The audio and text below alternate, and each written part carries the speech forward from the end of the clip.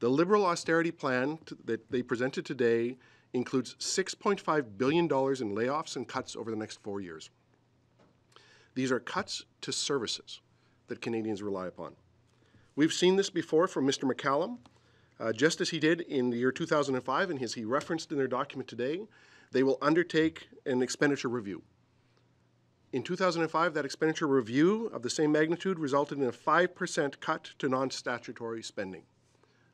Those are funds that go to support public services. This would have led to deep cuts and layoffs in the public service.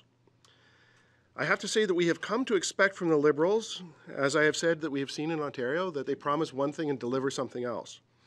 The Liberals, however, today have outdone themselves in that they have taken to breaking their promises before they are even elected.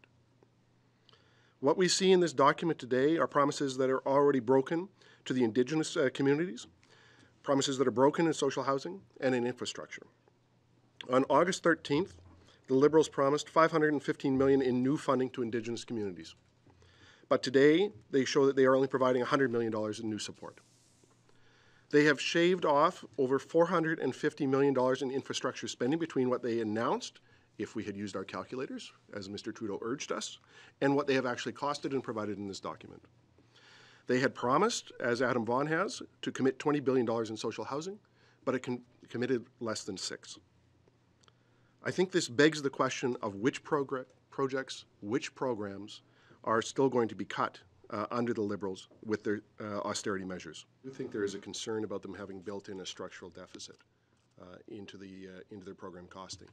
They are attempting, it appears, to build social costs into what they are claiming is infrastructure budget. But even at that, they're failing. The admission that the Liberals will undertake a program expenditure review is a substantially coded word for cuts. We know that this is what they are looking at. This is what John McCallum has done before in government.